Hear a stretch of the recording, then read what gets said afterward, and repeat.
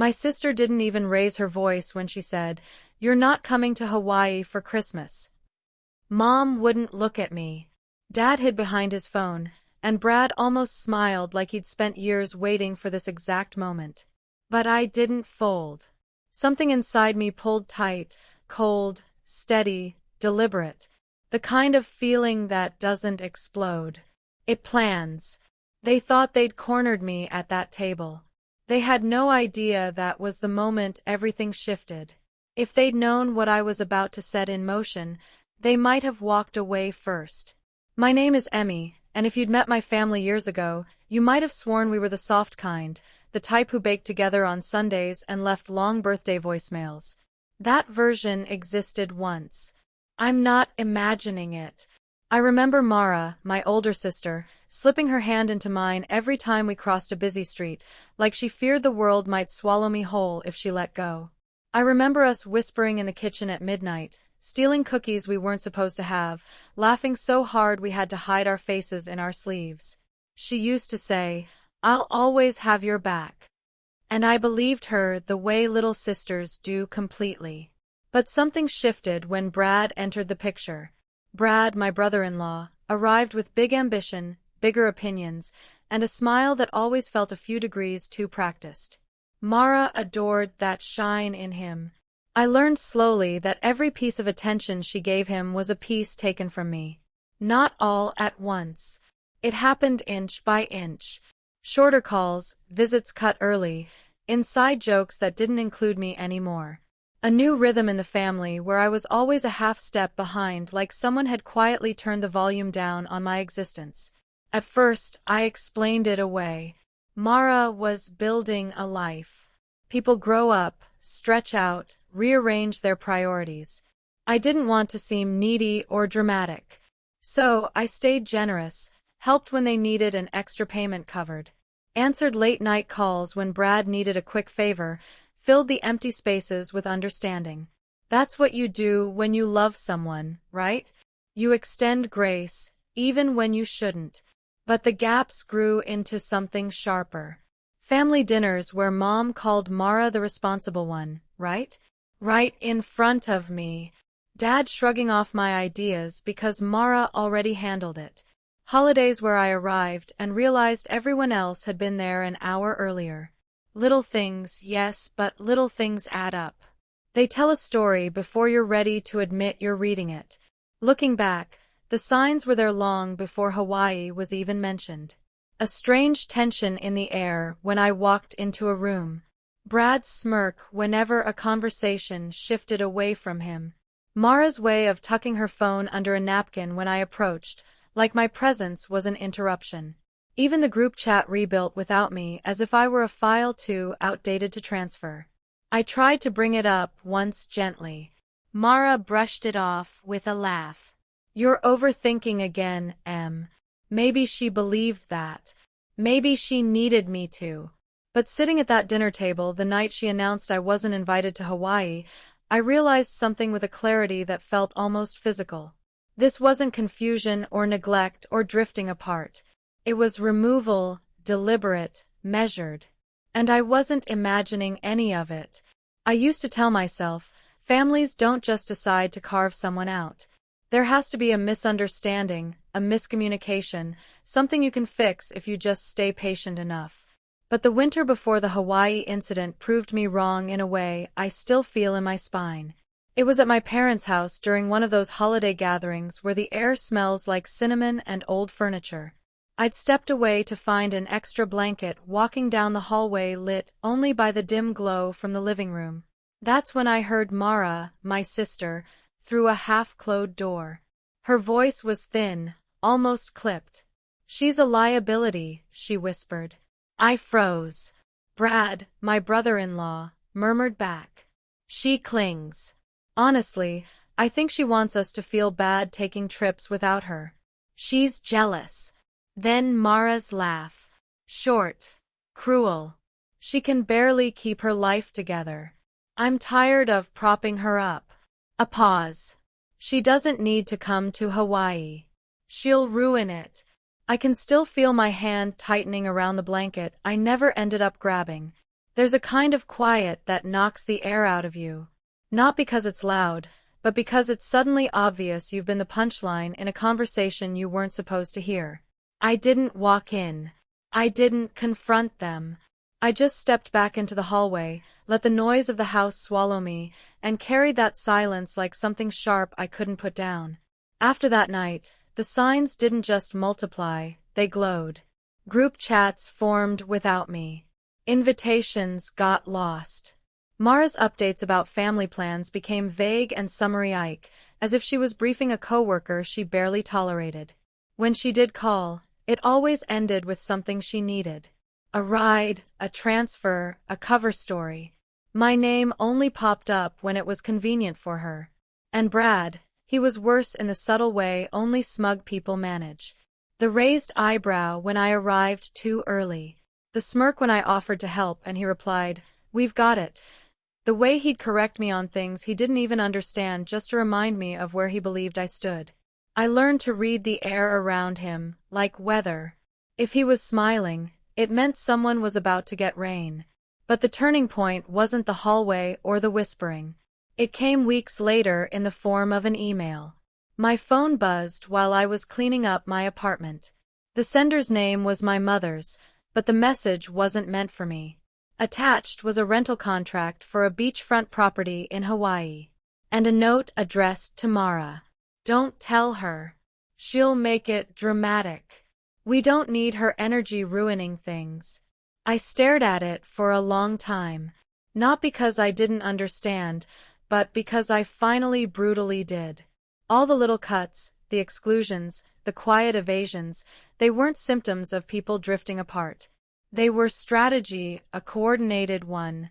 And I'd been letting it happen out of love or loyalty or fear of being the one who made it dramatic. But the truth hit me with perfect clarity. I wasn't being dramatic. I was being erased. And once you understand that you don't beg for space, you take it back. I didn't react the night Mara announced Hawaii like it was a prize I'd never earned. I didn't cry.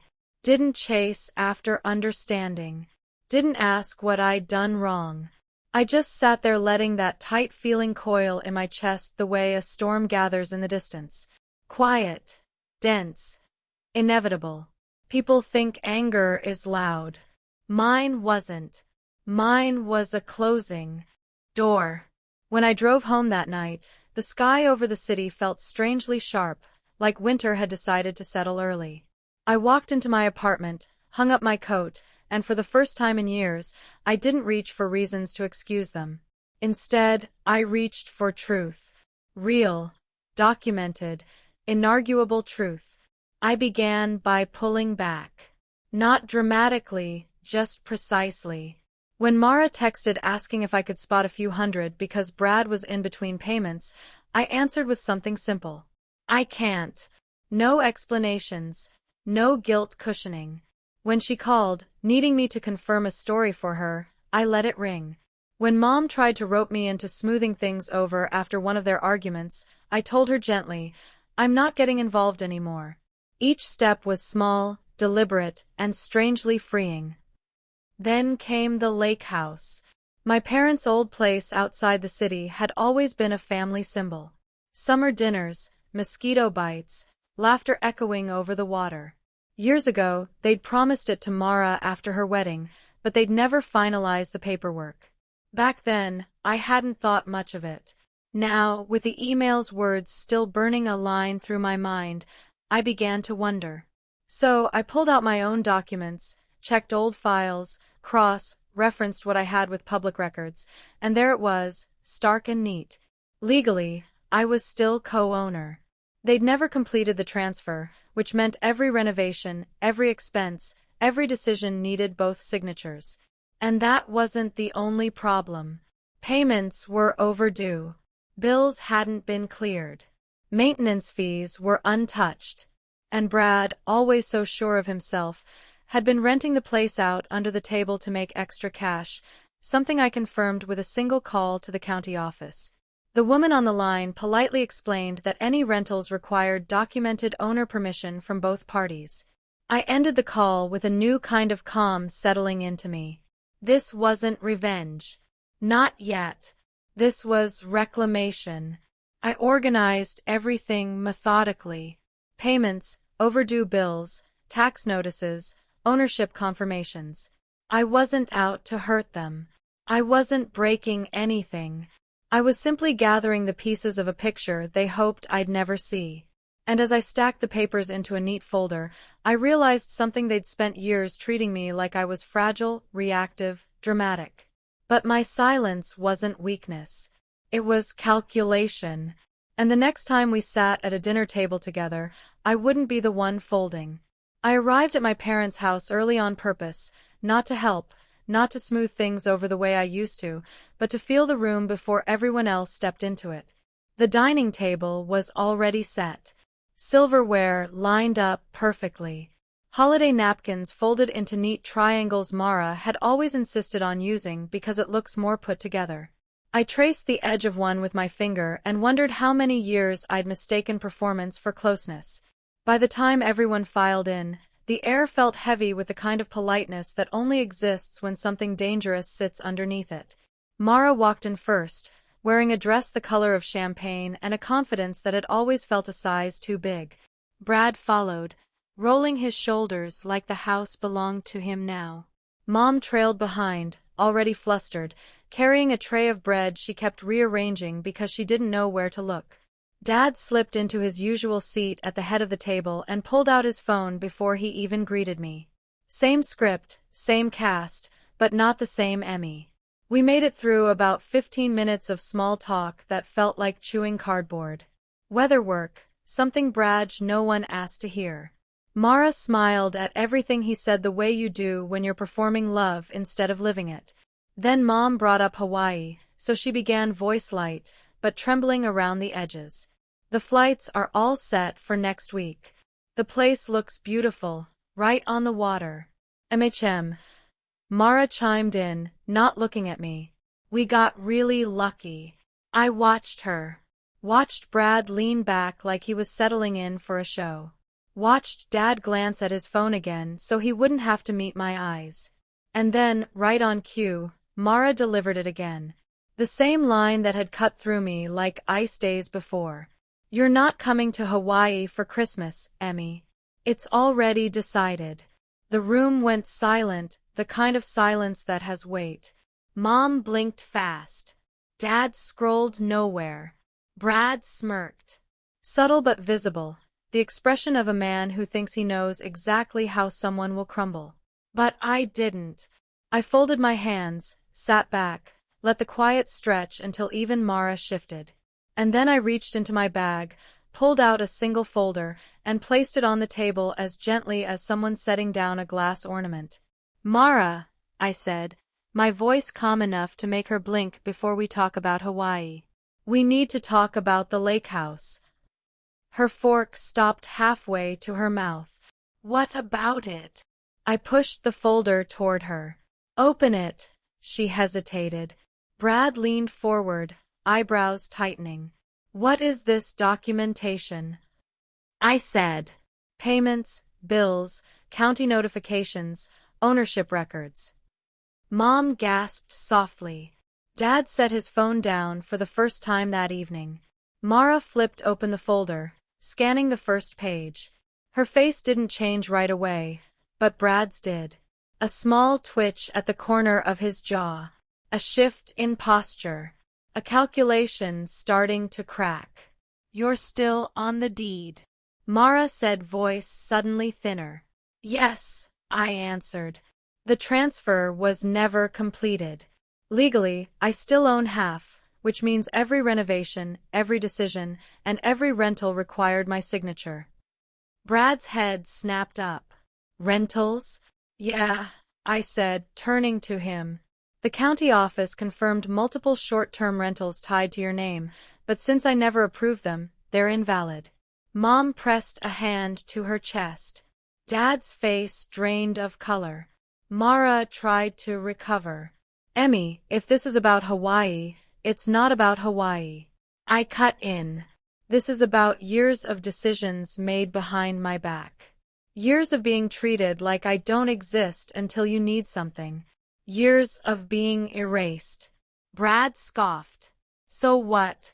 You think you can just walk in here and I'm not thinking? I replied, I already did. I pulled out the next paper, set it in front of him. This is the county notification. Since I didn't authorize the rentals, the property is now under review, and until that's resolved, no one is allowed to use the lake house. Mara went pale. That's our house. It was promised to you, I said calmly. Never finalized. Legally, it's still partly mine. Brad's voice rose. This is insane. No, I said. What's insane is expecting me to stay quiet while you take advantage of property you don't fully own. What's insane is treating me like I'm disposable and then being shocked when I stop playing along. Mom whispered, Emmy, sweetheart. But I wasn't looking for comfort. I was looking for clarity. So, here's what's going to happen. I continued. You and Brad are moving out of the lake house. Effective immediately. Mara's eyes widened, filling with the kind of fear people feel when they finally realize someone they underestimated has teeth. Emmy, you wouldn't do that. I met her gaze head on. I already did. The county has the documents. The review is underway. You'll need to remove your things by the end of the week. Silence slammed into the room. Mom's eyes filled with tears. She didn't know where to place. Dad stared at me like he was seeing me as an adult for the first time. Brad sank back in his chair, smirk gone. Bravado evaporated. Mara shook her head slowly. Why now? Why this? Because you made a choice, I said. And for once, I'm making one, too. Brad leaned forward, voice low. What do you want? I breathed in steady, centered. I want boundaries, I said. I want respect. And I want you to understand that erasing someone doesn't make them powerless.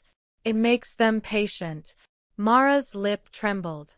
We were just protecting yourselves, excluding me, calling me dramatic behind closed doors. I leaned in just enough. You created this. Another silence. This one different, heavy with consequences. I gathered my things, stood up, and looked around the table. Mom trembling. Dad speechless. Mara hollow. Brad defeated. You thought I'd fold? I said quietly. But I don't fold. I calculate. And with that, I walked out calm, steady, unshaken. Behind me, no one moved, not even Brad. They moved out faster than anyone expected. Within 4 days, the lake house porch, once cluttered with Mara's decor and Brad's oversized gear, stood bare, swept clean by urgency rather than respect. The county review forced their hand. But the truth was simpler. They knew dragging their feet would only expose more of what they tried to hide.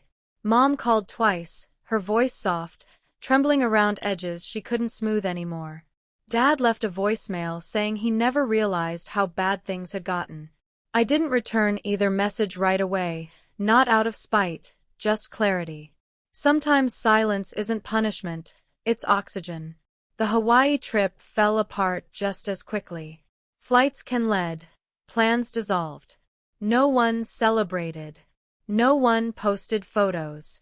The vacation that was supposed to exclude me ended up excluding everyone. I drove to the lake house the following weekend. Winter sunlight spilled across the water, pale and steady. For the first time in years, the place felt mine, not shared, not borrowed, not tolerated. Mine. I stood on the empty porch and let the quiet settle.